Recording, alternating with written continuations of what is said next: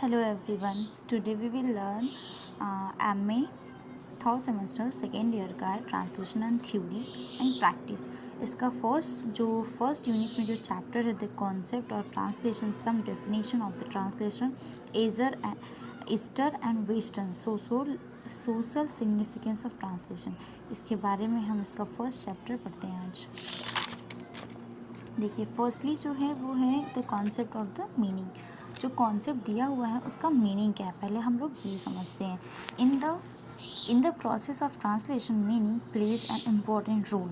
जो ट्रांसलेशन का जो प्रोसेस है उसकी जो मीनिंग है उन सब में जो एक इम्पॉर्टेंट रोल है वो कैसे डिग्निफाई क्या है वो बताना है इसमें।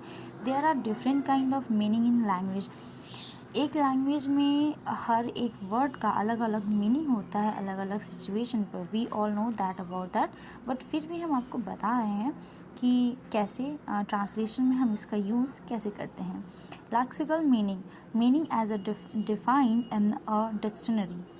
लैक्सिकल मीनिंग का मतलब है कि जो डिक्शनरी में उसका मीनिंग होता है उसको डिफाइन करते हैं, उस मीनिंग को लैक्सिकल मीनिंग कहते हैं। ग्रामेटिकल मीनिंग तो आप सब जानते हैं कि ग्रामेटिकल बेसिस पे जो मीनिंग होता है वो चेंज हो जाता है। जस्ट लाइक अगर हम लोग बोलते हैं काइंड या फिर कोई वर्क है, अगर हम वर्क का मीनिंग होता है लैक्सिकल मीनिंग वर्क, अगर हम उसमें आईएनजी जोड़ दें तो वो ग्रामेटिकल मीनिंग हो जाता है। जैसे वर्किंग हो जाएगा ना, तो वो एक ग्रामेटिकल मीनिंग हो जाएगा। Okay.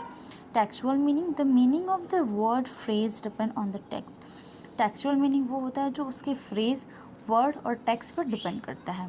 This is a time better, 1 time 2 is equal to 10। First is a time to have dinner, what time is it.